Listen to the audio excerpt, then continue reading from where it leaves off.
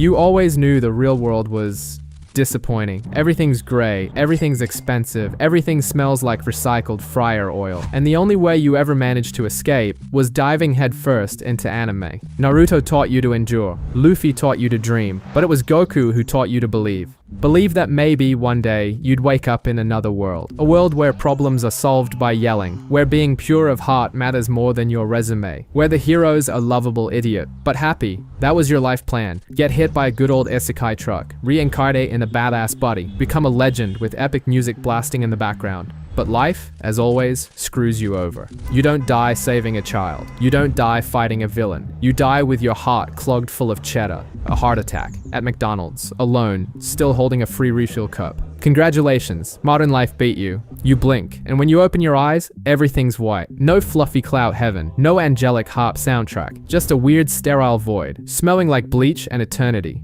An entity appears. It doesn't glow, doesn't float, doesn't have a booming voice. It's just some guy, looks like an overworked office clerk. And he tells you, completely deadpan, congratulations, you are now Goku. No manual, no tutorial, no decline mission button. You try to ask something, but too late. The white fades, the world spins, and suddenly, you're standing in an open field. Sun, grass, muscular body, all real. You touch your chest. You're strong. You're alive. You're in an anime, then you feel it. A presence. In the distance. A strange key. A chill down your spine. Raditz, you think. The story has begun. And you're inside it. With zero prep. Congrats, champ.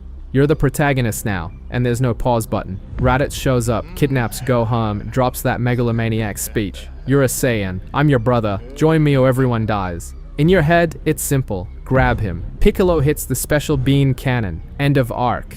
But there's just one problem. You don't want to die. This isn't an episode. This isn't a simulation. This is real pain, real blood, real death.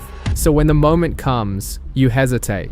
Then you freeze. And next thing you know, Raditz is face down in the dirt. Dead. You killed him. Piccolo didn't even need to help. And that's when things start to fall apart. No death means no King Kai. No spiritual training. No Kaioken. No spirit bomb. No cosmic monkey means with a drum beat. You carry Gohan home in your arms, and the world slowly starts to crumble. Months later, two massive presences cut through space. Vegeta, Nappa, you try to stay calm. I'm Goku, right? I can do this. But spoiler, you can't. Yamcha explodes. Okay, original script. But then, Krillin too. Gohan almost follows. Piccolo sacrifices himself trying to save him. And you get wrecked. You even try to fight like Goku. You strike a pose. You scream your lungs out. But there's no Kaioken. No secret technique. No real soul behind the punches. Deep down, you're still just the anime nerd. Vegeta notices and laughs. Not at you, at who you've become. You bleed. Not from the battle, but from the truth. The realization that, even as Goku, you're screwing everything up. In the end, they leave. The planet doesn't explode, but it almost does. And you just lie there, in the grass, staring at the sky, wondering if this reincarnation was a glitch or a punishment. You decide to do better. This time, you'll train, you'll study, you'll prepare, you lock yourself in the ship, just like in the anime. Push your body to the edge, just like Goku. But there's a small problem. You only remember the episodes, not the training. You barely understand how your own body works. The ki flows, but it's wild. You try to force Kaioken on your own, gritting your teeth, pushing out an aura, and almost die from internal bleeding. You arrive on Namek ahead of schedule, before everything, before the Ginyu Force even strikes a pose, and once again, you mess up the story. You save Dende too early, kill two of Frieza's soldiers with an awkward kick. The butterfly effect goes berserk. Frieza catches on sooner. Namek turns into a premature rave of destruction. Everything becomes chaos. And then it happens. Vegeta goes Super Saiyan. Yes, him. Right in front of you. Before you do. The guy who used to be just the rival is now the hero. He fights Frieza, and you, in Goku's body, just watch. No golden aura, no epic soundtrack. In the end, Frieza escapes, takes half of Namek with him, and you don't become a legend, you become the backup plan. The universe keeps going, just not with you at the center. And for the first time, you feel it. It doesn't matter what body you have. If your timing's off, if you're not the one when it matters, there's no spotlight for you. You thought you ruined everything on Namek, thought it couldn't get worse. Then Trunks shows up with that look like he just watched the future burn. And he says, "It wasn't supposed to happen like this." That line echoes in your head for weeks. You try to fix things, fix the little stuff, avoid mistakes. You remember the lab, Cell's embryo. You try to destroy it early, delay it, prevent it. But every step you take creates a new problem. Cell shows up sooner, stronger. Vegeta becomes obsessed with surpassing limits. He trains like a madman, and when Cell finally appears, he doesn't hesitate. Vegeta kills him. Ends it all with one final cold surgical strike. And with that, he doesn't just win, he takes your place. The Earth's new protector has a name, and it's not Goku, it's the Prince. The media loves him, the people chew, the past is forgotten. Goku becomes just that weird guy who isn't like he used to be. And Gohan, he never shines, never explodes, never becomes Super Saiyan 2, just watches, quiet, faded out like a badly cast extra. And in the middle of it all, you start to wonder, am I still Goku or just a miscast? It's his body, but the choices, all yours. Deep down, you didn't just break the timeline, you broke the story, and worse, with fan awareness. You got old, not physically of course, that body's still in shape, ripped, alien metabolism at all. But inside, you're old, tired, of fighting, of trying to get it right, of forcing yourself to be someone you're not. You try to stop the cycle, tell Goten to stay out of it. You try to talk, warn, explain, but he just laughs, claps, wants to fight. You realize you've become the buzzkill of the story. The world keeps spinning, the plot repeats. Vegeta sacrifices himself again, and fails, again. Even the sacrifice has become a cliche. You try to reinvent yourself, accept the fusion, but something goes wrong. You mess up the dance, and become an interstellar joke. Majin Buu absorbs everyone, Piccolo, Gotenks, Gohan, all gone, like filler episodes.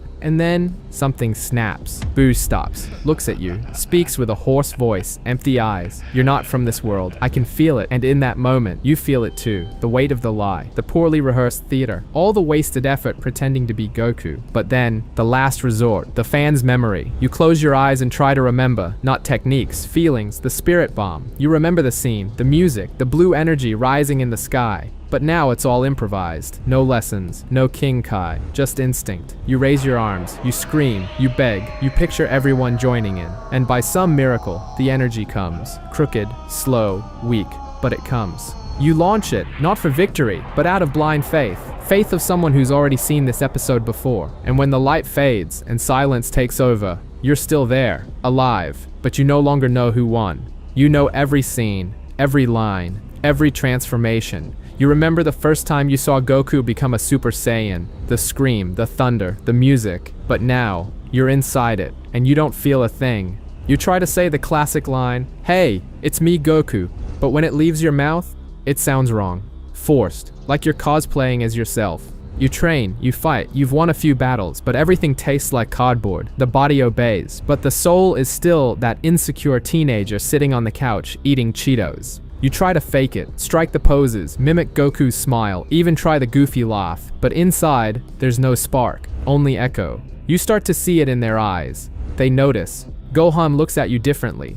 Chi-Chi avoids your embrace. Even Vegeta, who's never trusted anyone, now just watches you in silence. You're still Goku, but not their Goku. You're a shadow, a caricature dressed in orange, and little by little, you stop recognizing yourself in the mirror too. The reflection is the same, but inside there's only guilt, disalignment. You memorize the whole story, but you were never part of it. You know too much, but feel too little, and maybe it would have been better never to have come back. Everything's falling apart, the sky's lost its color, the earth is cracking open, and you're there, in the middle of it all, with the whole world waiting for you to be him, Goku. But you don't want to anymore, not because you've given up, but because you finally understand you were never him, and you were never meant to be. You look around and see the children crying, Gohan trying to protect Pan, Vegeta on the ground, coughing blood but still shouting your name, and then you stop, close your eyes, take a deep breath, let the key fade away, let the character die. You don't say a catchphrase, you don't strike a pose, you don't try to recreate an iconic moment. You act, in your own way, improvised, messy, imperfect, but human. You face the villain, not with Goku's strength, but with the conviction that you can handle it.